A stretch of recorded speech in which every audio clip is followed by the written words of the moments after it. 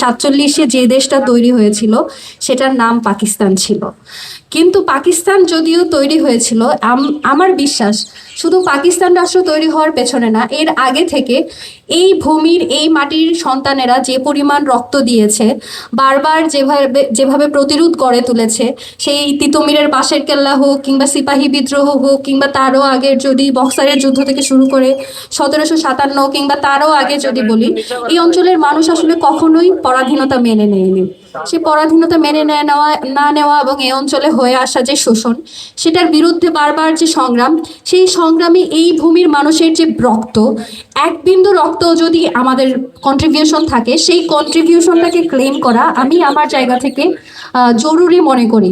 কারণ 47 হওয়া, দ্বিজাতি তথ্য আসা কিংবা ব্রিটিশ যে উপনিবেশ, সেই সময়ে বাঙালি মুসলমানের যে অবস্থান, তাদের অর্থনৈতিক, সামাজিক, তারপর তাদের রাজনৈতিক যে অবস্থান ছিল, সেটার প্রেক্ষিতে এই রাষ্ট্র তৈরি হওয়ার পিছনে এই বাংলাদেশি মুসলমান বা বাংলাদেশ অঞ্চলের যে মানুষ বা পূর্ব পাকিস্তান অঞ্চলের যে মানুষের যে কন্ট্রিবিউশন, সেই কন্ট্রিবিউশনটা আসলে হারিয়ে গিয়েছে। এবং সেটা হওয়ার পেছনের যে আমাদের একটা বিশাল সংগ্রামের ইতিহাস আছে, সেটা আসলে আমার মনে হয় যে আলোচনা হয় না।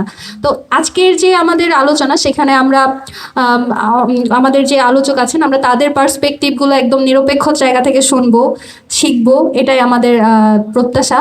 এবং যে হীনমন্যতাটা তৈরি হওয়ার মাধ্যমে 47-কে একেবারে খারিজ করে দেওয়ার যে প্রচেষ্টা হয়েছে, সেটাকে বাদ দিয়ে আমরা এটাকে আমাদের নিজস্ব বলে ক্লেম করব। যেরকমটা ইদানিংকালও এক ধরনের বয়ান তৈরি করা হয় যে 71-এর সাথে 47 সাংঘর্ষিক কিংবা 24 সাংঘর্ষিক। তো আমাদের জায়গা থেকে বা আমার জায়গা থেকে আমি মনে করি 47, 71 কিংবা 24 কোনোটাই আসলে একটা আরেকটার মুখোমুখি নয়, বরং একটা আরেকটার সিলসিলা এবং একটা আরেকটার পরিপূরক। 47 না হলে যেমন কখনো আমাদের 71 হতো না, আবার 71 না হলে কখনো আমরা একটা 24 পেতাম না, কিংবা আমাদের জীবনে একটা 90 আসতো না। তো এই সব কিছু মিলিয়েই আমরা মনে করি যে একটা আরেকটার পরিপূরক। যেখানে আমার ভূমির মানুষের এক বিন্দু পরিমাণ রক্তের কন্ট্রিবিউশন আছে, সেই অর্জন আমার, সেই অর্জনকে সেলিব্রেট করতে হবে, সেই অর্জনকে সাথে নিয়েই একটা ইনসাফের যে বাংলাদেশের কথা বলি, সেই ইনসাফের বাংলাদেশ তৈরি করতে হবে। তো আজকে অনেক আমাদের আলোচক আছেন, তাদের কাছ থেকে আমরা জানবো, শিখবো, শুনবো। সবাইকে ধন্যবাদ আসার জন্য।